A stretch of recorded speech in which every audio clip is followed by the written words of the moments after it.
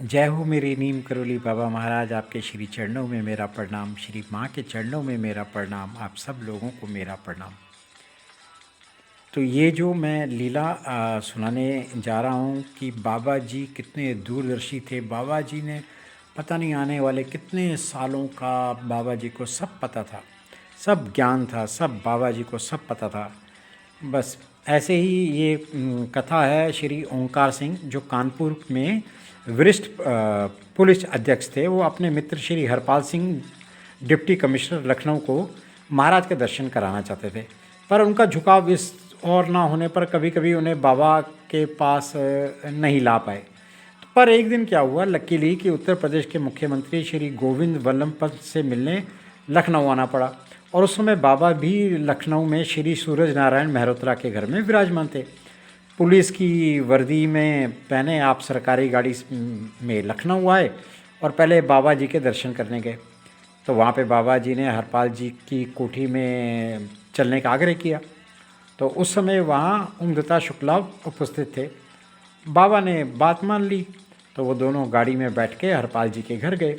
तो बाहरी कमरे में बाबा और शुक्ला जी को बिठाकर वो भीतर गए और उन्हें लेके बाबा के पास आए। तो बिना किसी शिष्टाचार के जब बाबा जी ने हरपाल को तू करके बोला, तो हरपाल जी की ईगो हर्ट हो गई। उन्होंने बोला ओंकार सिंह को कि ले जा इस बदतमीज को यहाँ से, कहाँ से ले आया इस मतलब बवाल को। तो बाबा के प्रति ऐसे अपशब्द सुन के तो वो तो उत्तेजित हो गए। वो तो बाबा जी के बारे में सुन ही नहीं सकते। उन्होंने तुरंत अपना हाथ ना रिवॉल्वर की ओर बढ़ाया। तो बाबा ने उसका तुरंत हाथ पकड़ लिया और उन्हें फटकारते हुए वे ना उसको बाहर ले गए, कार में बिठाया और चल दिए। तो उसने कहा, बाबा जी ने कहा, नहीं नहीं गुस्सा नहीं होते, ये योगी है, तू समझता नहीं, ये योगी है। इस घटना के बाद दिन प्रतिदिन हरपाल जी के ना स्वभाव में ना परिवर्तन आता गया। कुछ ही महीने बाद जब उड़िया बाबा के शिष्य स्वामी कार्तिकेय जी लखनऊ में गोमती के किनारे चतुर्मास बिताने लगे, तो हरपाल जी उनके शिष्य हो गए और नित्य प्रातःकाल गुरु की कुटिया में जाके उसकी सेवा करने लगे। हरपाल जी को लखनऊ में ही कमिश्नर भी बन गए। और जब वो सेवा से रिटायर हो गए तो उनकी ना दोबारा पुनर्नियुक्ति इलाहाबाद में ऑफिसर्स ट्रेनिंग स्कूल में हुई। मतलब वहाँ पे ना उनको दिल की बीमारी से उनका देहांत हुआ।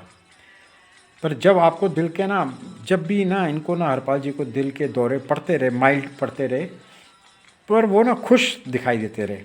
इस बात पर ना नर्स, डॉक्टर और मित्रगण भी बड़े आश्चर्य थे। हाँ, डॉक्टर मतलब जानते थे कि ये मृत्यु तो निश्चित है, पर हरपाल जी भी जानते थे। और हरपाल जी तो गीता, आत्म संबंधी ज्ञान गुण सुनने लग पड़े। मोह त्याग को मतलब ऐसा सुंदर परिचय दिया कि अंत समय तक उन्होंने अपने परिवार के लोगों को अपने कमरे में आने की अनुमति नहीं दी। कि मतलब वो विरक्त नहीं होते, जैसे विरक्त हो गए हरपाल जी। तो जब उनका निधन हुआ तब बाबा नैनीताल में थे। तो वो अपने एक भक्त से मतलब बाबा जी के नेत्र ना बिल्कुल नम हो गए और उन्होंने बोला, हरपाल चला गया और वो आज हम में समा गया। उन्हें योगी कह के वास्तव में योगी बना देना, ये बाबा जी का ही फल था।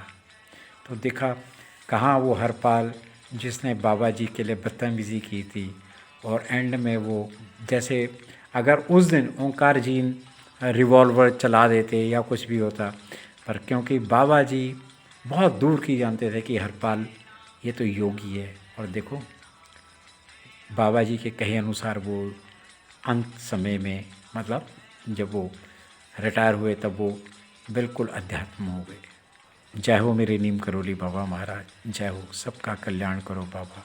आपके श्री चरणों में मेरा प्रणाम, श्री माँ के चरणों में मेरा प्रणाम। आप सबको मेरा प्रणाम।